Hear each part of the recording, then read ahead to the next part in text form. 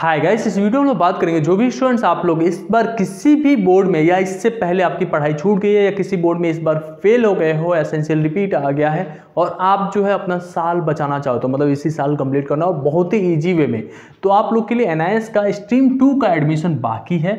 Stream 2 में admission ले सकते हो। पब्लिक एग्जाम्स होता है, बहुत ही सेफ है, मतलब ऑन डिमांड में एक बार रिस्क रहता है कि आपका पेपर टफ हो गया तो आप नहीं कर पाओगे, लेकिन इसमें बहुत सेफ रहता है, बहुत ही सिंपल पेपर आता है। इसके एडमिशन प्रोसेस के बारे में बात करने वाले हैं और इसमें आप रजिस्ट्रेशन आराम से करा सकते हो। अभी रजिस्ट्रेशन ओपन है, 31 जुलाई तक होगा, इसके बाद से कोई डेट नहीं है, तो 31 जुलाई तक आप करा सकते हो आपका एडमिशन, ठीक है। इसमें उसके बाद से कोई डेट नहीं है, तो ये डेट भूलना नहीं। अगर कोई भी डॉक्यूमेंट्स में लैग है या कुछ भी है, आप कमेंट सेक्शन में पूछ सकते हो हमारे साथ ड्रून यूनियन में ज्वाइन करके, देन हम लोग आपको अपडेट कर देंगे। बट ये जो है डेट नहीं भूलना है। स्ट्रीम 2 में कौन कौन अप्लाई कर सकता है? स्ट्रीम 2 में जो भी स्टूडेंट्स क्लास 10th में फेल हो गए आप अप्लाई कर सकते हैं, क्लास 12th में फेल हो गए आप अप्लाई कर सकते हैं। इसके अलावा कोई भी अप्लाई नहीं कर सकता, मतलब फेल स्टूडेंट्स के लिए ही केवल स्ट्रीम 2 होता है, बाकी स्टूडेंट्स के लिए नहीं। इसका पेपर कब होगा भैया? इसका पेपर जो है अक्टूबर में होता है, इसी बार अक्टूबर 2023 में हो जाएगा और आपका मार्कशीट भी 2023 का आ जाएगा, मतलब इसी बार का बोर्ड एग्जाम रहेगा।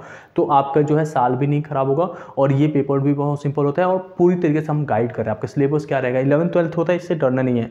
क्या क्या चीज़ें पूछा जाता है स्पेसिफिकली हम आपको फ्री में यहाँ पे अवेलेबल करा रहे हैं। तो पहली बार चैनल पर तो सब्सक्राइब भी कर लेना, क्योंकि यहीं से आपको सही में सब चीज़ें मिलेगा, ठीक है। इसमें एडमिशन को लेकर डिटेल में जानते हैं, बहुत ही धीरे धीरे मैं सिंपल वे में समझाऊंगा। तो अगर आपको थोड़ी सी बोरियत लगे कि बहुत ही सिंपल वे में समझा रहे हैं तो आप 2x तक चला के देख लेना स्पीड करके, लेकिन छोड़ना नहीं, क्योंकि कुछ भी भूल गए तो हो सकता है आपका एडमिशन करोगे और रिजेक्ट हो जाए फॉर्म। ये एडमिशन कैसे स्टेप वाइज करना है उसके लिए हम लोगों ने ऑलरेडी वीडियो डाल रखा है, तो आपको आई बटन में दे देंगे, वहाँ से आप देख सकते हो, इस चैनल पे अवेलेबल है, ठीक है।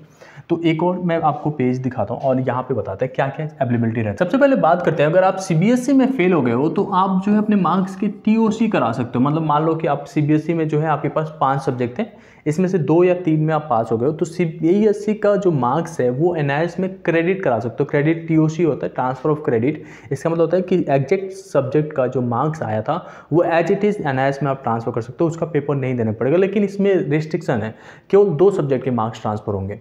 अब इनकेस आपके 4 में आरटी लगे हैं, मतलब 4 में आप फेल थे और 1 ही में बस पास हो, तो केवल 1 का ही मार्क्स ट्रांसफर कर सकते हो और इसके लिए मार्कशीट को बोर्ड को भेजना पड़ता है। उसके प्रोसेस क्या होता है वो भी मैं बता दूंगा। तो टीओसी आप लोग समझ गए। जैसे मान लो आपके पास सीबीएसई का ये मार्कशीट है और इसमें आपके पास 5 सब्जेक्ट थे, ठीक है। 5 में से आपका 2 नहीं 3 में आप ग्रीन है, 2 में आप फेल हो गए थे।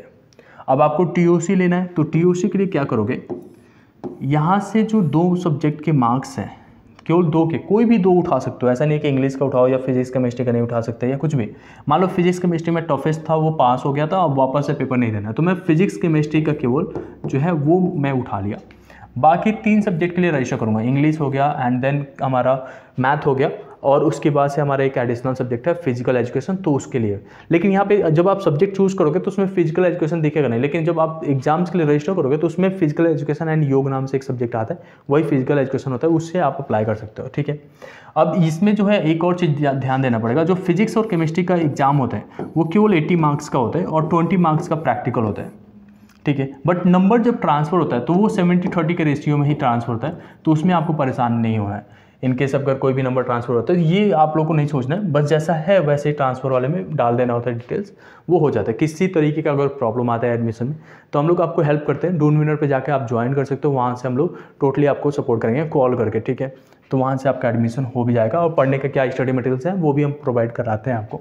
तो ये तो हो गया प्रोसेस टीओसी का। अब इसमें जो है आपको मार्कशीट को अपने एनआईएस को भेजना पड़ता है। तो एनआईएस को भेजने का प्रोसीजर क्या होता है, जैसे ही आप एडमिशन लेते हो, एडमिशन कंफर्म हो जाता है, तो आपके पास एक रजिस्ट्रेशन समरी का पेज आ जाता है। उस रजिस्ट्रेशन समरी का प्रिंट आउट लेना पड़ता है, प्लस आपका ये मार्कशीट जो जिसमें से टीओसी होता, ये ओरिजिनल मार्कशीट होना चाहिए। दोनों को आप जो है एक लिफाफे में डालोगे एंड देन जो एड्रेस बताया जाता है एनआईएस का हेडक्वार्टर का या आपके रीजनल ऑफिस का, उस पर आपको इसे बाय पोस्ट भेजते हो, ठीक है। ये भी प्रोसेस सिंपल है, वो हम लोग आपको गाइड कर देते हैं। तो ये तो रही टीओसी की बात। इसमें रजिस्टर करने के लिए आपको कुछ डॉक्यूमेंट देने पड़ते हैं। जैसे मान लो कि आपके क्लास 10th के लिए रजिस्टर कर रहे हो, तो क्लास 10th की मार्कशीट रहेगा, आपका आधार कार्ड होगा एंड देन आपका एक फोटोग्राफ रहेगा और आपका साइन रहता है, ये कंपलसरी है, उसके अलावा कोई डॉक्यूमेंट्स की ज़रूरत नहीं पड़ती है। एंड उसके अगर आप क्लास 12th के लिए जा रहे हैं तो क्लास 12th की मार्कशीट को ऐड कर देना, बाकी सारा चीज़ें सिमिलर रहता है। तो ये हो गया आपका डॉक्यूमेंट्स रिक्वायर्ड जो है, इस डॉक्यूमेंट के भरोसे आप एडमिशन ले सकते हो और एक्स्ट्रा कोई डॉक्यूमेंट नहीं चाहिए। इनकेस अगर आपको एग्ज़ाम सेंटर जो है आपके जो आधार कार्ड पे एड्रेस है उसके अलग लेना है तो आप जो है एक क्रॉसपॉन्डेंस एड्रेस प्रूफ देना पड़ता है, तो वो सिंपल चीज़ है, ठीक है। अब आते हैं आपका प्रिपरेशंस कैसे करना है एग्जाम्स को लेकर। एग्जाम्स का प्रिपरेशन बहुत ही सिंपल है। यहाँ पे जैसे आपका जो पेपर आता है ना वो थ्योरेटिकल पोर्शन ज़्यादा रहता है, न्यूमेरिकल्स भी रहता है, तो बहुत ही ईजी रहता है। आपको सिलेबस को समझना है तो सिलेबस वाला वीडियो ऑलरेडी चैनल पर है, तो आप चेकआउट कर सकते हो, उसमें सारा चीज़ें आपको मिल जाएगा। उसके साथ साथ जो है प्रीवियस ईयर के क्वेश्चंस जो है सॉल्व हमारे चैनल पे अपलोडेड है, वो भी देख लेना, वो आप लोग के लिए बहुत हेल्पफुल होगा। और ये जो है इसमें एडमिशन में कोई भी दिक्कत आ रहा है तो आप हमसे कनेक्ट कर सकते हो। बाकी इस वीडियो में कुछ ज़्यादा नहीं रखना था मुझे, बस ये था कि आप लोग का इसमें अप्लाई करने से ज़्यादा बेनिफिट होगा, तो इसके लिए आप रजिस्टर कर सकते हो, कोई भी स्टूडेंट्स अप्लाई कर सकते हो, बस इसमें फ्रेश कैंडिडेट के तरीके आप अप्लाई नहीं कर सकते हो।